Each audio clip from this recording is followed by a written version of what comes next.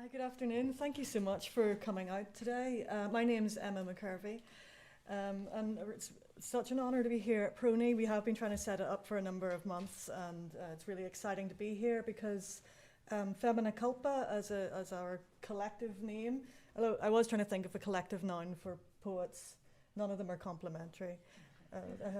Dishevelment maybe might be nothing personal, but yeah. So we've been doing readings together because the themes of our books are very harmonious.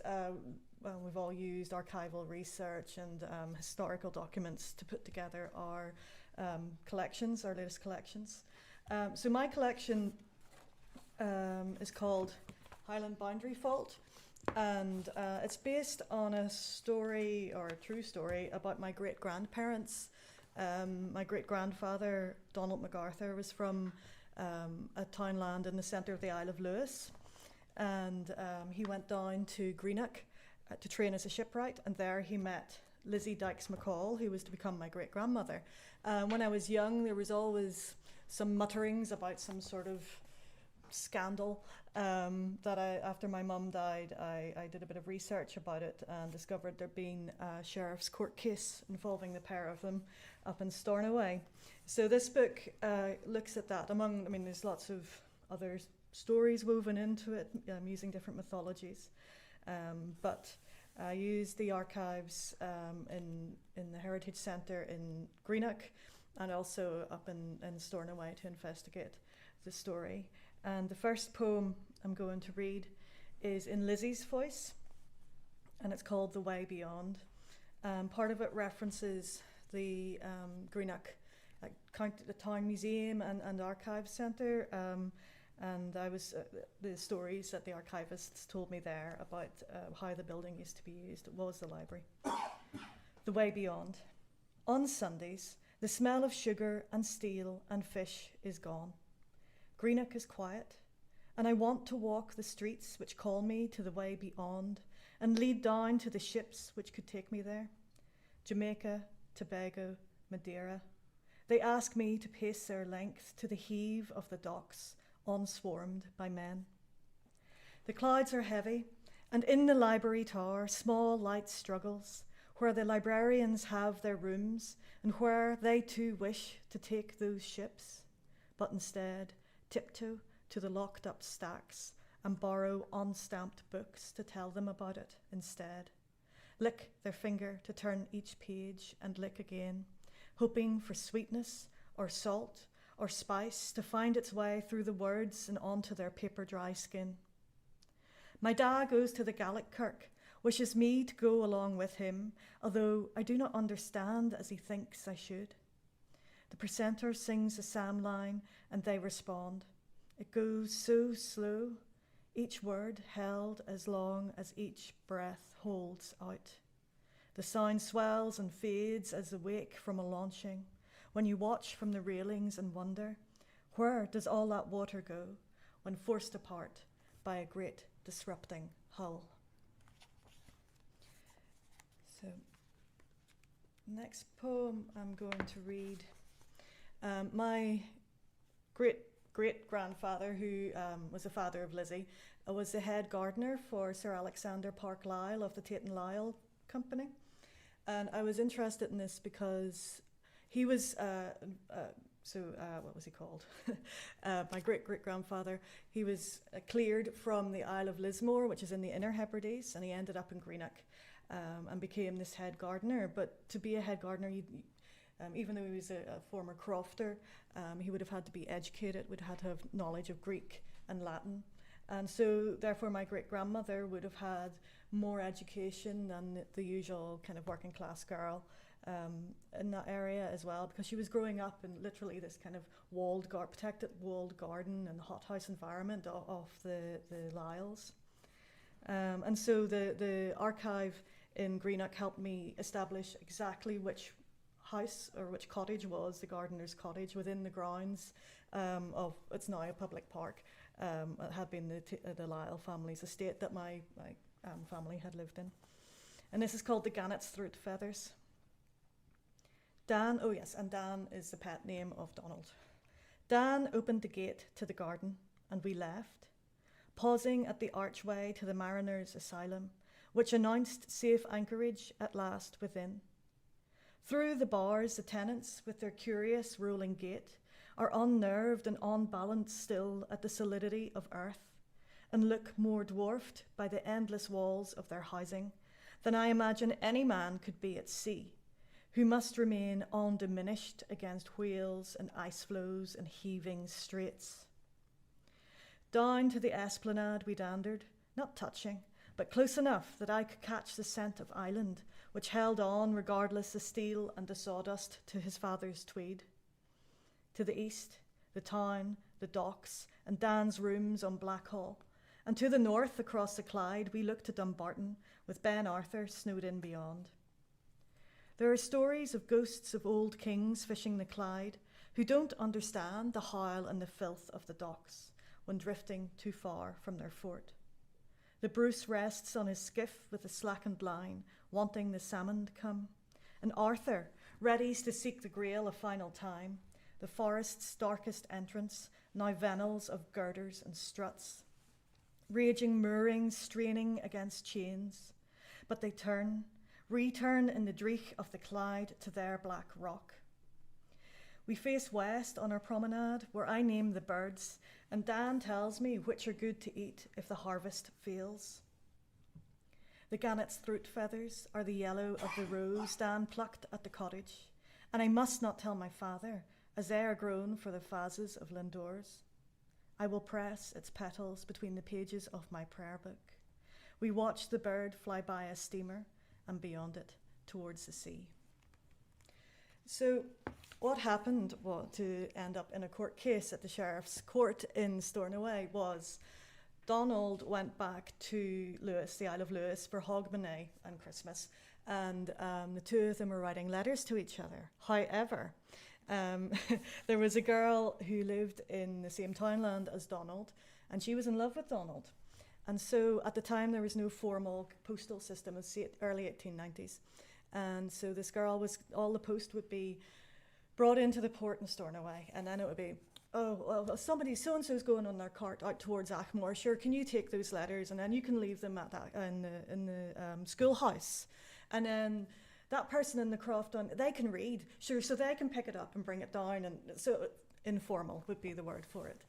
So this girl, whose name I know and who I haven't named in the book, she was intercepting these letters and burning them. So this is how. So when Donald went back to Greenock, there was a bit of a standoff between him and Lizzie, and then they realised what had happened, and it ended up in a court case because it was the Royal Mail. So this is about the unnamed woman in Achmore on Lewis, and it's called Vanity. Her grandmother had whispered to her when she got her first blood, how the women of the island had once worn colour, bright and of every shade they could find. So they stood out against a suck of moss, and the grey and the green and the grey, always grey, standing out the way the tufts of bog cotton and buttercups surprise on the Macher in July. The new minister had come, witnessed the native vanity displayed, and put an end to colour. And though he is long gone, colour hasn't come back. There is no vanity in the wearing of black, which is the colour of work here, and not just of grief, faded to grey in the places worked hardest, and patches with patches of black fading to grey. Vanity is saved for the great on Saturday, blackened and blackened for a Sunday shine, wanting the envy of all other holy greats in every black house on the island, with Bibles open on each lap, and the soup turning each slice of carrot, potato, turnip, for surface show before sinking on a slow simmer in the Creighton. It is said up in Ness the women piggyback their husbands to the boats so that their breeks remain dry. She wonders if they hoik up their skirts to wade to the moorings, and what colour the petticoats underneath. She has taken to looking at the women, watching every tug of cuff and hem, waiting for the slip of colour to show, some flash of buttercup yellow to startle before tucking away what is hidden, accidentally revealed. So this is about the well, ends up being about the courthouse in Stornoway. Sheriff Davidson's Court. Scotland sits like a monarch's head on a coin dragged from an ancient past, chipped and worn down in the mulch and muck until its features and its worth are unknowable. There is a fault in Scotland. It runs across from Helensburgh to Stonehaven, a strike-slip fault which has flipped rock and crumpled rock and forced rock down beneath older rock, and this has split Loch Lomond, the calyx eye lying in two halves. On either side of this fault, the land lies now in magnetic opposition to itself along its cleft. The fault line becomes a trough in the Irish Sea, runs to Ireland. It is a sunder which was sailed over by Dalriadan kings and ambitious monks. To the north and to the west, the rocks are hard and invincible. To the south and to the east, the rocks are red and soft and made of compressed sand. On Lewis, the oldest rocks in the world have been cut and sheared and propped up in circles. Gneiss comprised of marble, quartzite, mica, schist, basaltic dikes, black eyes staring out of putty pink and white as the land fills up with turf, which is then stripped back. The people cling along the seashore. The Vikings raid and in a safe harbour found a port. Long ships come and long ships go. The islanders venture down to trade. The streets fan out. A castle is raised, then razed by Argyll's cannonballs. The MacLeods go. The Seaforths go. The Mathesons go. The town grows. Its streets have names. The people increase. The people do what people do. A jail is built. The jail is extended from the simple cells to a 2-storey multi-gabled country courts house in the Tudor style. The belfry is to the right. There are polished dressings and shugged ashlar coursers, corbelled out wall head stacks. The roof is roofed with grey slate. The rain is caught in cast iron drains, and the windows have mainly panes of 4, shouldered skews and horizontal openings, with some horizontal openings blocked. Banisters of cast iron, and the wooden handrail which scrolls at the newel post. On the ground floor, cross-vaulted ceilings vault and studded doors close fast. Through the 4-paned windows with the horizontal openings, the rubble boundary wall is of red sandstone, thirsty like the lowlands which drink down all that flows upon it. The railings are cast iron with square plan ashlar gate piers topped with ball finials. In the sheriff's courtroom, the wood surfaces are butter smooth. The leather smells of the weight of judgment. On the witness stand, the whirls of wood can be stared at when avoiding the gaze of whomever else is present. A knot picked at, catching the edge of an index fingernail in the small crack between it and the polished grain of timber along the stand's edge. Picking at that wee splice to understand the fault, to understand why this anomaly has remained different and defiant in the midst of the stolid line of oak. The dark eye of that knot looks out unblinking, like the black eyes on the standing stones. One flaw beholds another. So the court case was successful for my great-grandparents because they went on to have 12 children. And they moved over. My great-grandfather ended up working in Belfast docks here as a shipwright. He died in the early 1950s.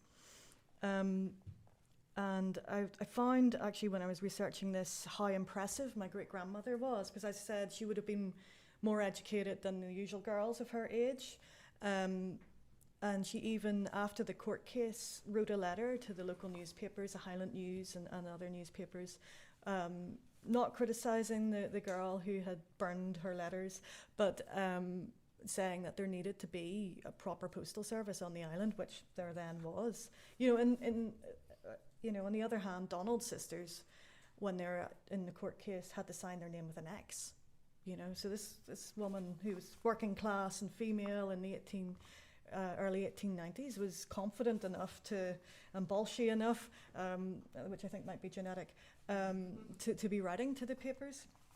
However, my last poem is going to be about Donald's great-grandmother and the clearances on Lewis as well. So this is Annie Moore MacArthur is evicted in 1820. And just so you know, King Arthur is Scottish. And if you are a MacArthur, you are descended from King Arthur. So there are some references to, I'll not be gigging this in Glastonbury incidentally, there are some references to King Arthur and the chivalric practices in this poem. Their life had been working the land on that dark ridge, facing the east at the ledge where the stones held the brink in place, from where the sun could rise between the peaks on the first day of May, when all who are great are conceived. She was easy to turn out with her husband dead, to be replaced by sheep. So Annie MacArthur left her island of the Bear and started over the Macker. The belly of the Cailleach shrank from full to lean on her crossing, and all she owned was on Annie Moore's back, on her 5 children's backs, trailing the beast and the hens and the craggin. All the while, all through that trudge, through the assembling of rock and bracken to crouch beneath as shelter, the turning of earth, the cutting of peat, the feeding of each of the 5 mouths of her children, Annie Moore could hear the clink of bridle. From her eye's corner catch the flash of armour, the colours of a pennant whipped on the breeze, then gone. The yellow of buttercup for honour, the white of the bog cotton for faith, the green of the heather for endurance, the purple of the asphodel for justice, the asphodel in the bog for where the ordinary are received. Annie Moore made it there. She bedded in. She made it home. Thank you.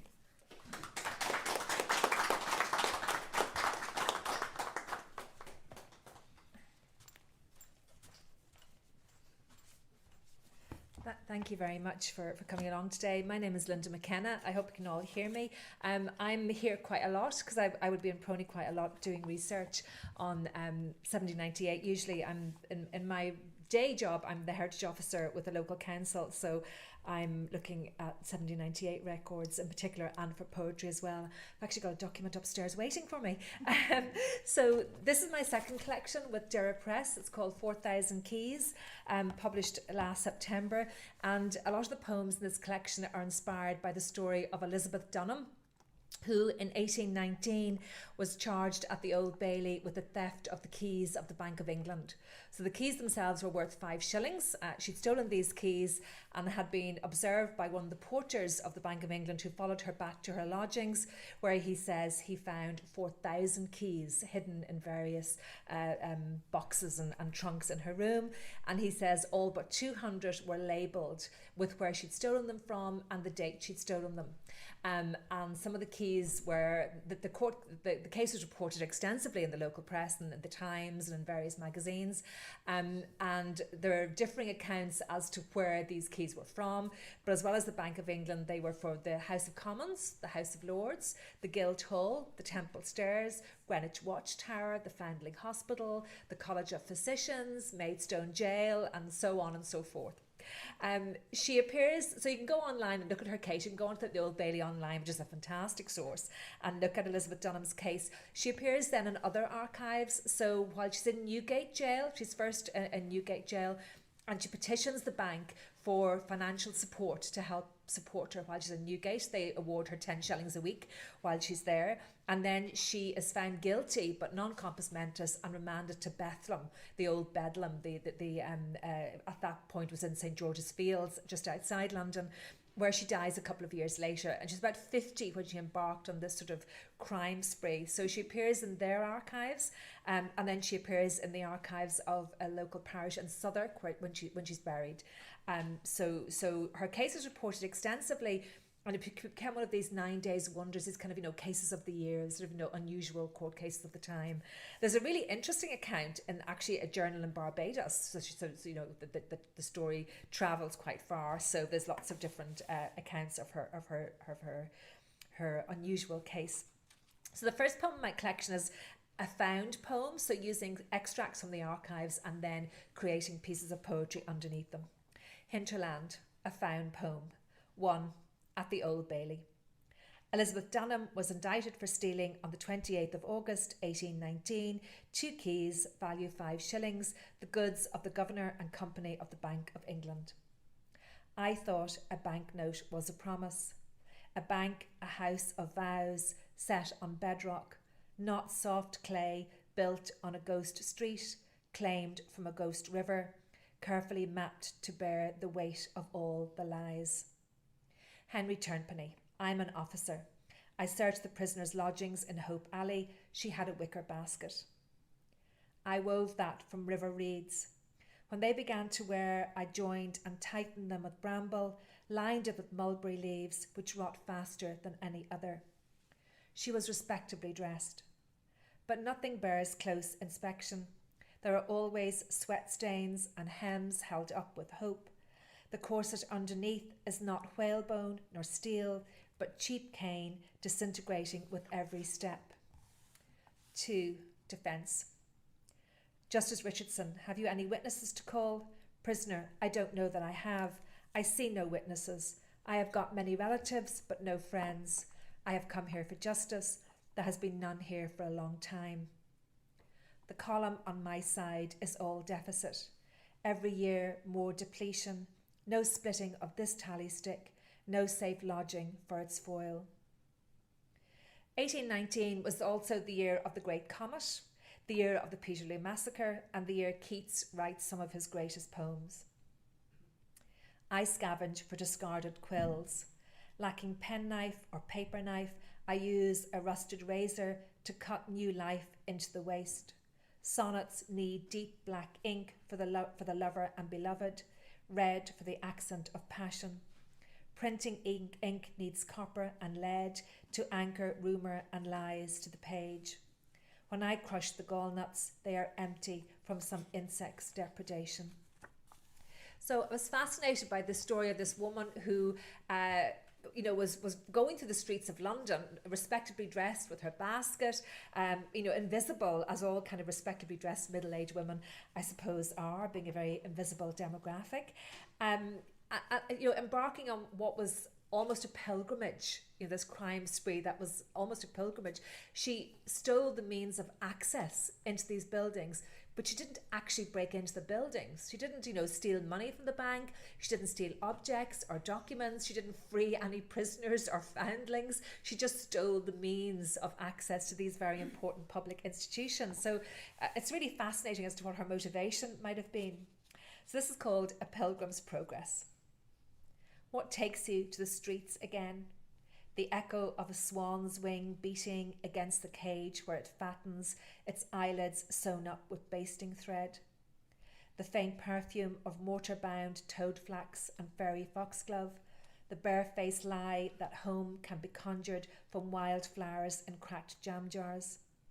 The trickle of blood on brick, where fingernails have worried a peephole in the wall of the Foundling Hospital, hoping for a glimpse of golden hair. The lap of the river, where it deposits clay pipes and lace as delicate as foam that edge the veil of a traveller setting out in a boat lined with false promises. The whimpers of history, smothered in aprons, shushed into scorched blankets, buried under hollow statues turned out from well-worn moulds. In the course of researching this book, I looked at a lot of information about the old Bank of England, which is Sir John Soane's, one of Sir John Soane, the great London architect, one of his buildings, and their website's brilliant. If you go online, look at their website, it's really interesting, lots of interesting stuff about currency and gold and all kinds of things. And they have a little video about gold, and in this video it says, an ounce of gold can be stretched for 50 miles. 50 miles. On the fourth night of sleeplessness, I followed a fox as she scavenged through the city, drinking puddles of stars, eating crescents of lemon. I pinned myself to her as she shadowed the river, her landmarks Stella Maris and St. Sepulchre. Mangy and ageing, beyond breeding and sacrifice, nothing holds her to home but the loose thread of memory, cub sense and blood, small victories, unravelling further and further until she has covered the stretch of an ounce of pure gold. I kind of did some research on older definitions of currency and money and law and things like that as well. And the phrase femme soul, or maybe femme soul, because it's possibly Norman French as opposed to French. So a femme soul in law is an adult woman acting on her own regarding her estate. Your homeland now a folktale landscape, where women trudge roads of frozen mud, bent under the weight of brittle kindling.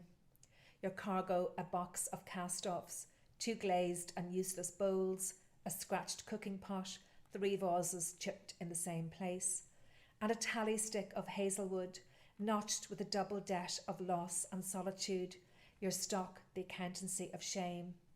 Somewhere underground they've lodged the foil, waiting for the assay of silver, the trial of purity by combustion, leaving the minute grains of your soul at rest in an envelope, a mother-of-pearl inlaid box, or a night cup of palest blue. So Elizabeth Dunham had a son-in-law speak for her at her trial, so she must have had at least one grown-up daughter. We know she had children. He said she was well educated and respectably married, very importantly, respectably married, and then she became a widow and invested her money in a lodging house, and then some practice deceiver practiced upon her and she lost her money. And then she made the fatal mistake, this always reminds me of Dickens and Bleak House, she made the fatal mistake of going to law, whereupon she lost the rest of her money. So this seems to have, really tipped her over the edge, and her mind became unbalanced, which resulted in this crime spree. I'm not much of a one for optimistic or hopeful poems, so my poems are all a bit gloomy. But this is a kind of vaguely hopeful poem, I think. Blessings. In old age, I will move to a hill town, far from the sea, where the river is just a rumour. Set my back to the patchwork of fields and tiled farmhouses. Like the town, I will look inward, contemplating myself. All the narrow streets and alleys settle at one of 2 squares. The heart of the first, a squat frescoed church. The damp has lifted the Madonna and angels right off, leaving only a pleat in a blue cloak, a shimmer of halo. On Saturdays, the second attempts a market. 3 or 4 stalls sufficient for the black-clad widows and spinsters. The traders shrug over small loaves and hard sour cheese. On high days, haul out a half crate of blood oranges. Not all the poems in this book are inspired by Elizabeth's story, but in the second half there are some that are just ordinary poems, but there are also some that are where I use other archival sources, because I use a lot of historical sources and archival sources in my poetry. And one of the really interesting documents, I'm sure Stephen will know, is the Dialogue of the Exchequer. This is a 12th century document in Dublin, which describes how people should trade with one another and deal with one another, and what money's owed to the king and what money's owed to nobles, and it's a fantastic source. And includes these really bizarre notes about, very arcane kind of customs and things like that. And I found this fascinating, this quotation here fascinating, where it says, some of the liveries, I talked about liveries and who's entitled to wear a livery and things like that. Some of the liveries are of people who do service so that they receive them as wages. Such are the custodians of the palaces, the guardians of the royal temples, the pipers, the seizers of wolves. This is called Into the Forest. The Caesar of wolves, having only daughters, led them into the forest. Isn't this how most tales go? Distrusting the strength of their bow arms, he kept them from arrows, showed them how to lay traps. How the depth of the pit must be just so. How the scent of some leaves lull wolves to sleep. How to build and bank fire, live in its circle, let it toughen their skin as they let go of pity. It is said that their eyes grew yellow, their footsteps more silent, as they passed by in livery, mimicking the branches of rowan, all ghost bones of ghost daughters, sewn with the sinews of cubs.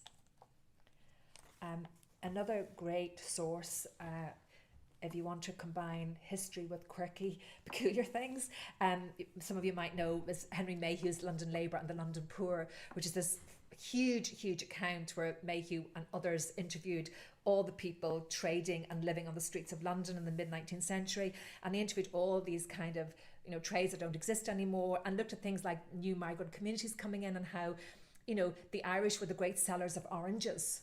That was their trade, until a huge influx of Jewish people came from Eastern Europe, and they took over trading in oranges. And people move around as they kind of go up the social ladder. They trade in another thing. It's an absolutely fascinating account. But one of the people he interviews is the doll's eye manufacturer. So this is Medusa and the Doll's Eyes Man. And the little epigram is from Henry Mayhew's interview. I make all kinds of eyes, the eye manufacturer said, both dolls and human eyes. For March, the eyes begin to look up and the business remains pretty good until the end of October. I hide my new hair, tender as sunburn, under an old straw bonnet lined with pale green cotton, the ribbon tied in a jaunty bow.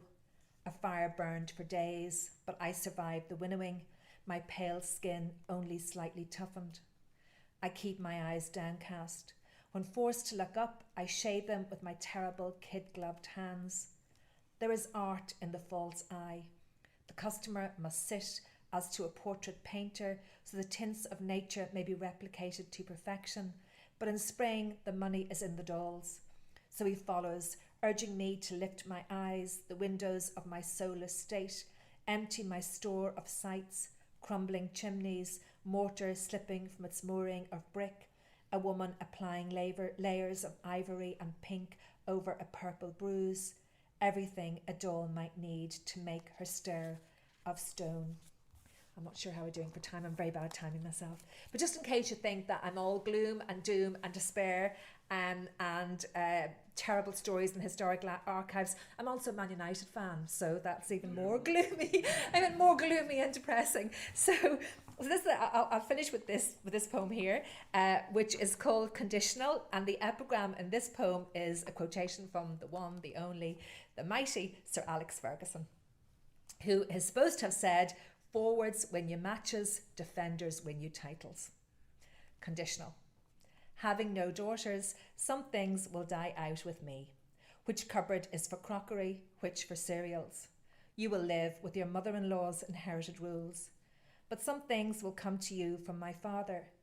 When I am old, you will double dig my flower beds, use the sharpened edge of the spade to split cordylines, repeat in his voice, they're a curse. I won't let you prune the roses. Like him, you will be too quick, not stand back and craft a bowl shape. You will come in from the garden, trailing needles and clay, leave the teaspoon in a puddle of sugary milk on the draining board, say, the spine of a team is its defence. What's the use of buying forwards when it's backs we badly need? Thank you very much.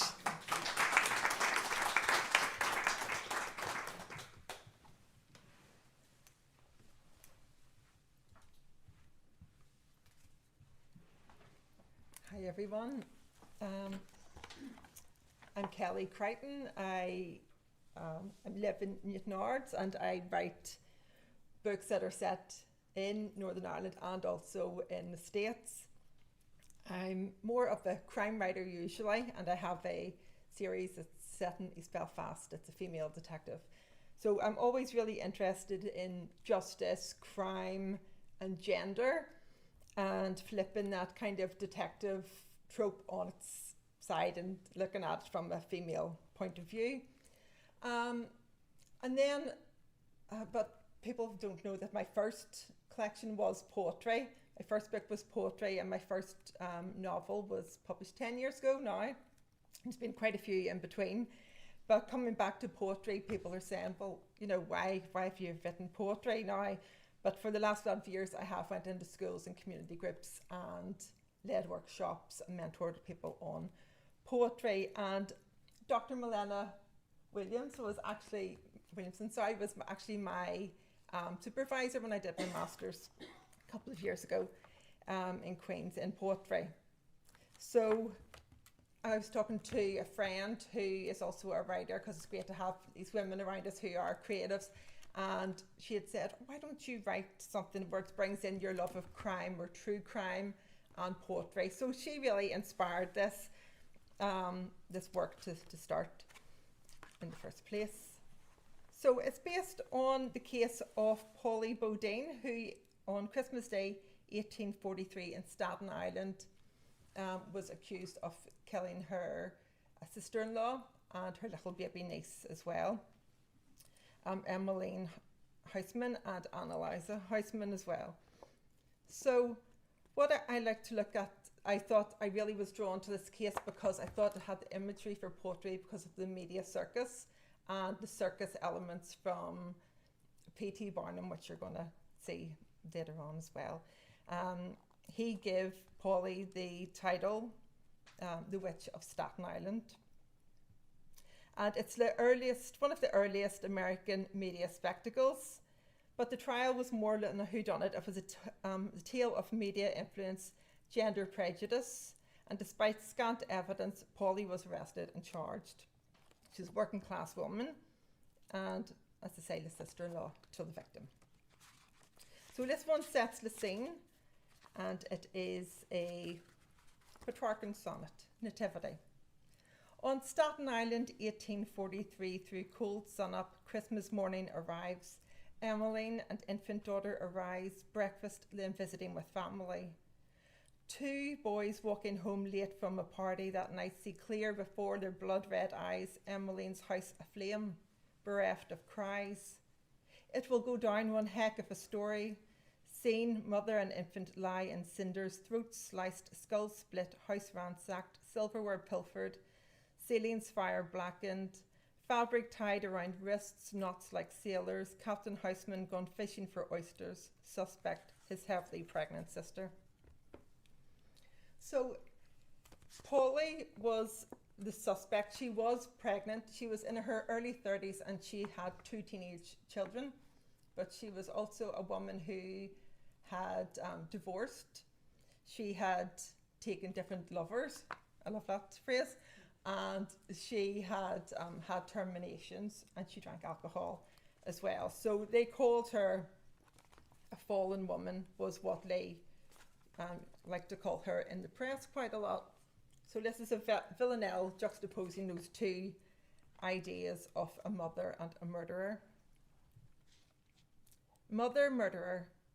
To kill a mother and child there is no reason than to rob and steal and spend. The only motive, she was a fallen woman who gathered all the hate she could summon and aimed it at a woman who thought her a friend. To kill a mother and child there is no reason, and a mother herself did she, unwoman, become a were-woman where the moon did land. The only motive, she was a fallen woman, and in that respect truly inhuman, bloodthirsty and around the bend. To kill a mother and child there is no reason. The peaceful of mind just couldn't fathom what it is to reach that cruel end. The only motive, she was a fallen woman. On the happiest day of the season for such horror to transcend, to kill a mother and child there is no reason. The only motive, she was a fallen woman. So like the other ladies that you've heard and that you're going to hear, writing something that is a true story, you have those archives, and it really lends itself to poetry as well, looking at those archival materials. And I have quite a lot of quotes. I have a couple of found poems as well, as Linda does, where you read something and you think that's a little poem in itself, and the language of the time, how they looked at being a female, everything was so gendered. So, as I say, there was a lot of media sensation around the case. P.T. Barnum, who we'll know from The Greatest Showman and this great circus master, and he wasn't really the most ethical of people as well. So he dubbed her the Witch of Staten Island, and the newspapers run with that. They called her the Wicked Witch of Staten Island, and also they called Polly Jezebel of Richmond County. So she was kind of turned into a bit of a caricature, and her case was really the beginning of true crime. It could be argued with gender as that central hook. If there was a male suspect, he would get a lot more nuance with his character, but they really focused on Polly's appearance. So it's called Unbecoming is the pamphlet, and this is not really Polly. This is Polly brought up to date through AI. The pictures I could find of her, she always has this black veil, and they are drawings from the court, where I think they say that she was, she's an attractive young woman, but P.T. Barnum, he made a waxwork of her for his American museum, and he made her toothless, and she's hanging over, hacking poor Emmeline to death with an axe. It's very tasteful. So that's what he did, and there was much talk about what does she look like, and people filling in the courthouses, and they were all down to see, you know, is she a monster? Is she a real woman? She comes from an ordinary working class background. What is Polly Bodine really like? So, as I say, women at that time were expected to be quite nurturing, domestic and passive, and she defied all of those roles, being divorced and everything that she had in her lifestyle that women would be really kind of judged for at that time. And I think it became less about did she kill her sister-in-law and her niece, or what kind of a woman was she. But that sensational coverage sold papers, and women were packaged as a narrative of the fallen woman as a scene, and then that went on to noir. If you like reading noir, as you know, I know I do. The femme fatale as well, that kind of trope, and the mother who kills. So the judge was disgusted that it was mainly women that would come and pack out the courthouse, and it did move 3 different times. She had 3 different trials, and he couldn't believe that, you know, all these women were coming. So it's like a persona poem. I'm talking in his voice as if it's the judge talking, but it's not. It's just quite satirical. And this is where the title Unbecoming comes from. Season ticket. Your curiosity is morbid, unbecoming and cruel. Plus there's a risk you might get corrupted yet. I wonder that mistressful killings aren't catching. It's 1844, the studies have not yet been done. And excuse me, but I'm too busy with justice to give explanations when you get blinded by science. My strong men have far more important duties than to catch you when you faint, though not a flutter. Listen, I feel it's my duty to remind you that this is a courthouse, circus house, carnival, not a parlour, beauty, ice cream, tattoo. Don't take this acrobat's lead. Don't allow yourself to dive into the net behind her. I just wondered, did he think, are these women all going to go out and start replicating this because they've seen it? And I was also really interested because I watch a lot of the true crime documentaries, and I do take issue with a lot of them, but you know, there's always this question, why do women read this? Why do women read crime fiction the most? We would maybe be arguably 90 or 80% of the audience. So, you know, there's much to be said about why that is, and but I was interested that even back in those days, it was women who wanted to go to the courthouse. So she was acquitted after 3 trials, twice acquitted, and then one time she had her conviction overturned because they couldn't find people who were not biased on Staten Island. Everyone was related to each other through blood or marriage.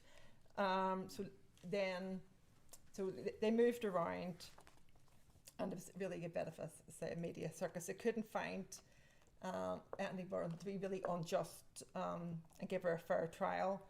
And her case echoes through time, really. If you think that came later was Lizzie Borden and Amanda Knox, who was accused of the death of Meredith Kircher in Italy and was known then as Foxy Noxy. You know, this whole tabloid thing, just still kind of looking at her appearance, her lifestyle, all of that. So that is the Amanda that I reference in the next poem. And this is called Murder Colour Palette. Red filter on red background allows the contrast for your prints that are all over the carpet they rolled all the way to court. You put us on the map, dead or with life-threatening injuries. People can still come here, at least now they know the risk.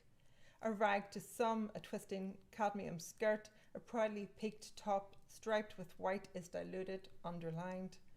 A clown's crayoned heart-shaped mouth or a wax seal on your lost letter. A mark around her neck, liquid lipstick, velveteen or matte.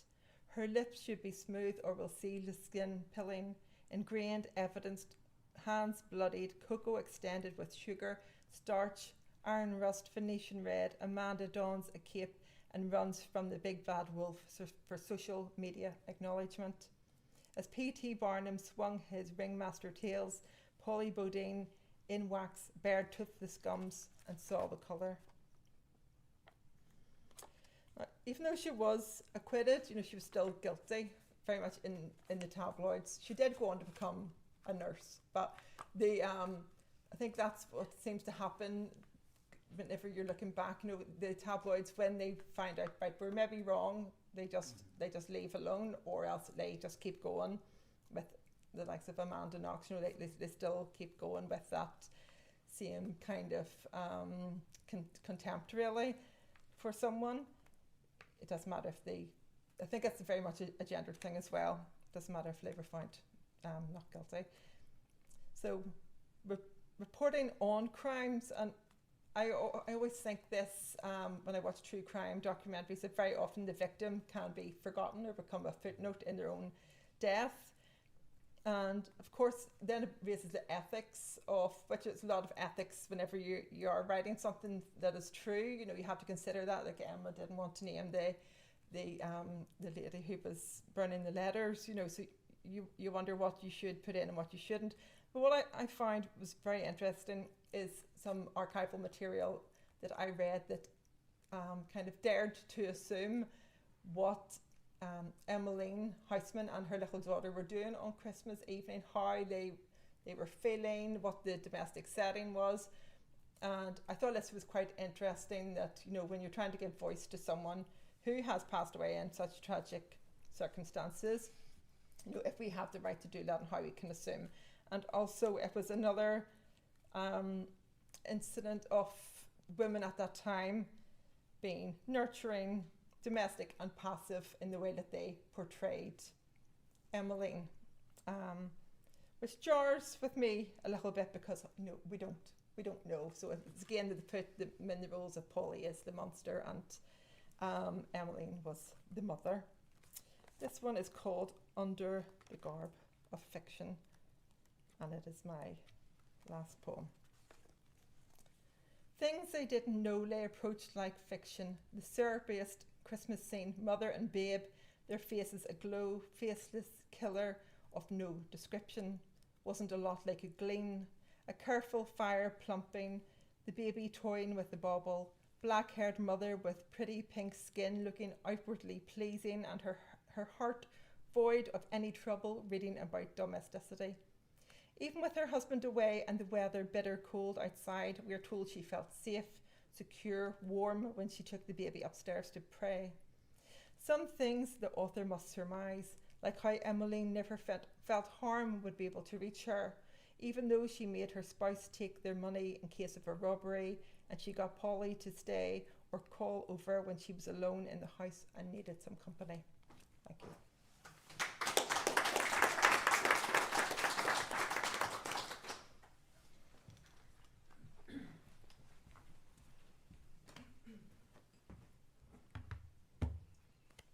Hiya.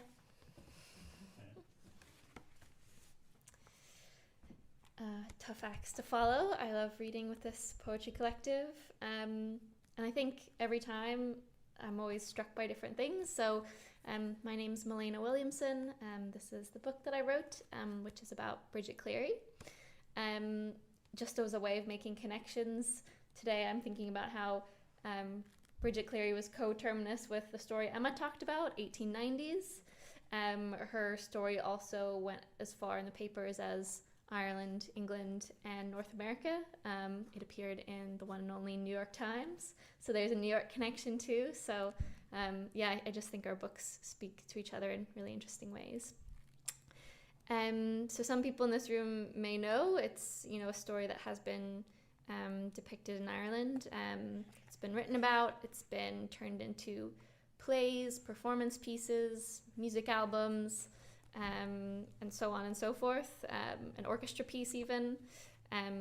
Bridget Cleary was murdered by her family and community members in County Tipperary in 1895 because they believed she was a fairy changeling. She's actually the only adult associated with this myth. It's usually young children who are believed to be a kind of fairy changeling child. And that, I think, is maybe not because, but related to a number of things about Bridget that I'll just say for context. She was educated, she could read, she earned her own money as a seamstress and by keeping hens. She was known to be kind of opinionated, well-dressed, slightly unusual. She was also married but did not have any children, so that was kind of seen as suspicious.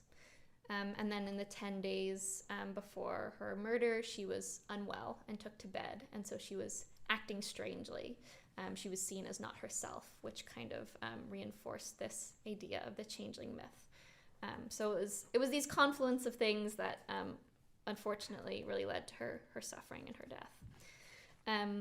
I use the archives widely in this book, mostly the National Archives in Dublin. Some of this material, which I saw there, is also kind of transcribed and discussed in Angela Burke's The Burning of Bridget Cleary. So it does exist in a really great secondary source if people are interested in that. I'll start just by saying that I opened the book with 2 quotes from the judge at the trial of her family members and community, because they were quite unusually taken to trial for killing Bridget. So these are 2 kind of contradictory statements that the judge makes, which for me just kind of set up the book that I wanted to write. So Justice William O'Brien says, "A young woman has met her death under circumstances which remind us of the lines, pleading like angels, trumpet-tongued, against the deep damnation of her taking off." That's actually a quote from Macbeth. The judge changes the pronoun to her to talk about Bridget, which I think is pretty extraordinary. And it's a part in Macbeth where he's considering whether or not to kill Duncan. So this idea of, action and murder. Then the judge at the trial also says, "I will not allow a question as to where fairies are supposed to be. They may be supposed to be in this courthouse. We are not here acting a play, but to inquire into matters of fact." So he quotes Shakespeare, but then he says, "We're not here acting a play." So of course, I bring all these real characters, real life people, as characters into my book and give them stage directions, so I kind of make it into the play. Right, I'll read some poems now. My actions are their dreams. Enter Bridget Cleary. I was as thin as a wisp, or I rode a white horse. I held dances in my house, or I was bedridden for years. I had an affair with the eggman, or the neighbor, or both. I had a miscarriage, or I had pneumonia. I was away with the fairies, or my mother was. I was buried in a glen, in a ditch, or in a boreen, in a swamp overgrown with briars, or under the sally trees. And so that poem, a bit like how Kelly was talking about, is kind of trying to assess all these contradictory narratives about who Bridget was. And those actually come from the online digitization of the National Folklore Collection. And there are stories about Bridget Cleary, so that's where that poem comes from.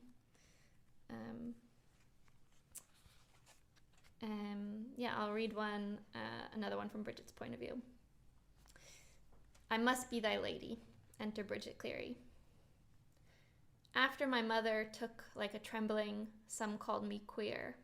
I was stricken by books or hens or needle and thread, machines of moonlit revels. My husband begs for a little boy. We could rear him up, he says, holding me above the kitchen hearth. What are the lines I learn by heart? Give me a chance, I must be thy lady. You are making an emergency of me. My husband hums a nursery rhyme. Are you a wife? A dog howls at the offstage moon, and my mother appears in the doorway. So that line, you are making an emergency of me, again, I found in all the various research. So the newspapers were printing the court records, and then Angela Burke's book, prints that as well in discussing the trial. So I just thought that was such a great line. There are lines like that come straight out of the archives. Bridget's mother is mentioned twice in that poem. So I suppose the interesting thing about the archive is there's always things that are left out. So the very little we know about Bridget's mother is that she died before her daughter sometime. Bridget may have looked after her as a carer, but we really don't know that much more, other than we think they're buried together until very recently in unmarked graves or marked by stones. But I know someone who's made a documentary, a kind of biopic drama documentary style about Bridget Cleary, and he has gotten a marker on her grave, which is great. Because if these things aren't marked, things disappear from the history, from the records.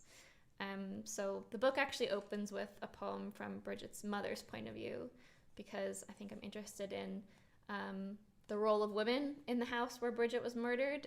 It was very male dominated, so her father was there, her husband was there, several of her male cousins were there, and so on and so forth. So it was a real patriarchal structure where the men had power, and the few women that were in the scene did not have much. So I guess I wonder, what would have happened to Bridget had her mother been alive to advocate for her in the house when she was very sick. So this is from Bridget's mother's point of view. Lawful. Awake, Bridget Boland, Bridget's mother, who is dead. 3 young boys and 2 policemen disturb the earth beside me, burying the burnt knot of her body under the cover of night. She smells of soot, sun-dried sheets, chicken soup, and stirabout. The boy with the lamp reads a prayer, and in the tremulous glow of guesswork, he makes the story a little kinder. I pour my graces upon my daughter. My spell is lawful. Tell me mine own.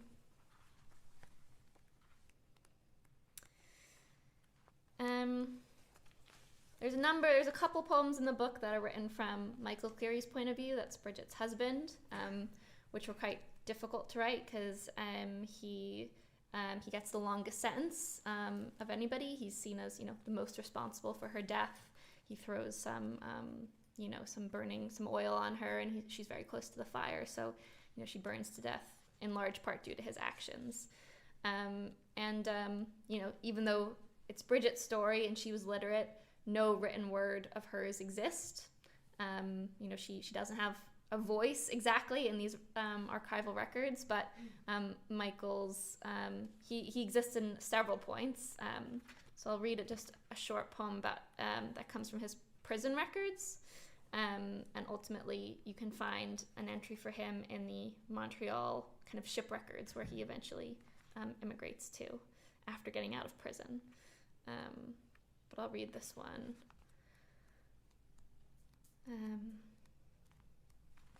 When he's in prison. I thought this was very interesting. It's an injury that happens to him in prison. Actually, he breaks his arm in this, which I don't explicitly say in the poem, but that's what the records state.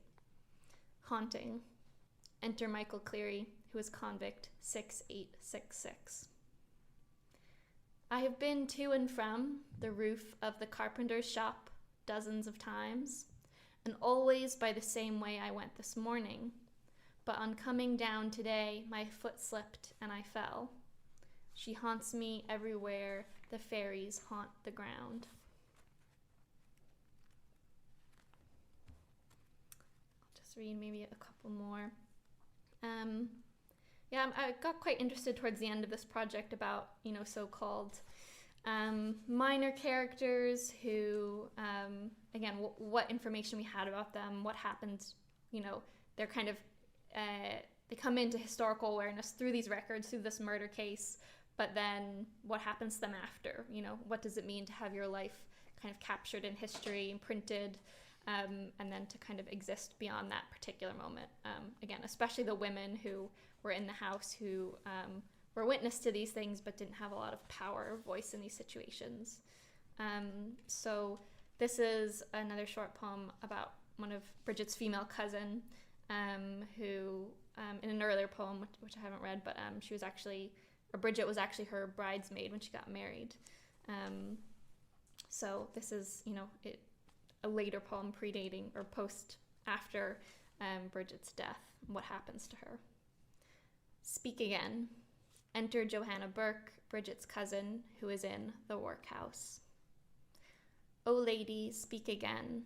I walk in circles, pushing the wheel and grinding corn into rough flour, while beyond the walls my children scatter like dandelion seeds, becoming servants in strange households. My husband has deserted us, and I walk in circles, pushing the wheel. O lady, speak again. So we know that one of her daughters was a servant, and she exists in the census, but that's kind of all we know. I'll just read one more, which again kind of speaks to the archival processes and the research. So at some point I was really keen to find some record of Bridget Cleary, that existed beyond her death. So because she was literate, she did sell eggs. I wanted her to be in the kind of public domain, the historical record, in a way that gave her agency, that wasn't just about her murder, her trauma, all these things. So I tried really hard to find that. I couldn't. But in that process, what I found was a lot of other Bridget Clearys, people who shared her name. And so I wanted to write a poem with kind of all those images and telling their stories, albeit briefly, to kind of substitute for her missing story, I suppose. Exit stage door. Bridget Cleary sold liquor without a certificate. She was charged with a fine or 6 weeks in prison. Bridget Cleary watched as her house was stoned by men. The windows were smashed and the door was broken in. Bridget Cleary asked her husband to buy bread. He told her to go to the streets, and she went to her mother. Bridget Cleary shooed a relative's cows from her land. He leapt on her, choking her until she bled from both ears. Bridget Cleary died alone in an asylum. She suffocated while trying to swallow a piece of meat. Bridget Cleary died at the age of 111. I search newspapers for a story before the story of her death. I want to burn the archives and begin again. A woman steps out of the theater and into the night. Thank you.